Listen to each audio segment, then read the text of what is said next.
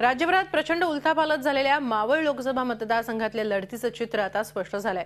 मुंबई, पुणे, नाशिक या बुलेटिनमध्ये आपण रोज एका मतदारसंघातला ग्राउंड रिपोर्ट पाहणार आहोत। मावळची लढाई कशी रंगणार आहे त्यावरच हा एक रिपोर्ट। पुणे आणि रायगड जिल्ह्यातल्या 3 विधानसभा मतदारसंघांचा अतिशय विचित्र भौगोलिक आणि राजकीय परिस्थिती असलेल्या मावळ लोकसभा मतदारसंघाची लढत लक्षवेधी ठरण्याची चिन्ह आहेत। शेकाप आघाडीचे उमेदवार लक्ष्मण जगताप यांनी राष्ट्रवादी काँग्रेसची उमेदवारी नाकारत राजकीय जुगार खेळलाय। रायगड जिल्ह्यातल्या पनवेल, उरण आणि कर्जत या मतदारसंघात ताकद असलेल्या शेकापनं पाठिंबा दिल्यानं लक्ष्मण जगताप यांची शक्ती वाढली आहे। विद्यमान खासदार गजानन बाबर यांनी शिवसेनेला जय महाराष्ट्र करत जगतापांना पाठिंबा दिलाय। तसंच मनसेचंही राजकारण त्यांच्या पाठीशी आहे। जमिनीवर पाय ठेवून चालणारा मी कार्यकर्ता आहे। सातत्याने जनतेत असतो, जनतेचे प्रश्न सोडवण्यासाठी प्रयत्न करतो। त्यामुळे मला ठाम विश्वास आहे की मीच विजयी होणार।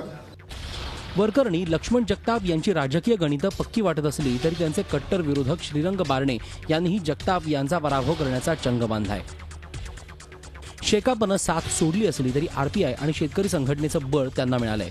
मावळमध्ये भाजपची ताकद आहे आणि लक्ष्मण जगताप यांना तोडीस तोड टक्कर देण्याची क्षमता बारणे यांच्यात आहे।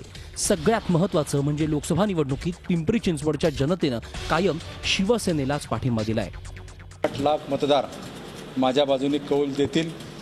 भ्रष्टाचारानं बरबटलेल्या राष्ट्रवादी काँग्रेस पक्ष आणि शेकापाच्या कुबड्या घेऊन लढत असलेला अपक्ष म्हणून लक्ष्मण जगताप यांना मात्र या संपूर्ण मावळ लोकसभातील जनता त्याची जागा दाखवेल।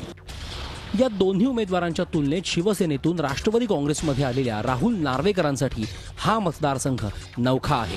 पण राष्ट्रवादी काँग्रेसच्या नगरसेवकानं जर खरंच जगताप यांच्याऐवजी नार्वेकर यांचं काम केलं तर नार्वेकर चांगली टक्कर देऊ शकतात। विरोधकांना वाटत असेल की हे नवखे उमेदवार आहेत, तर माझ्या माहितीनुसार दोन्ही उमेदवार हेच म्हणतात की आमची लढत ही राष्ट्रवादी काँग्रेस पक्षाबरोबर आहे। दोन्ही उमेदवार म्हणजे समोरचे दोन्ही उमेदवार तेच म्हणत आहेत। तर जेव्हा दोन्ही उमेदवार मान्य करतायत की खरी ताकद आमचीच आहे, मग कमजोर व्हायचा प्रश्न कुठे उद्भवतो? सर्वच राजकीय पक्षात झालेली उलथापालथ, आयाराम गयारामचा भरणा आणि नेत्यांचं संशयी वागणं यामुळे मावळची लढाई गुंतागुंतीची आणि लक्षवेधी झाली आहे। पण जो उमेदवार जिंकून येईल तो जबरदस्त मताधिक्याने नाही तर काठावर येणार अशीच चिन्ह सध्या तरी आहेत। Kailaspuri, Zee media, Pimpri Chinchwad. Zee 24 तास रहा एक पाऊल पुढे।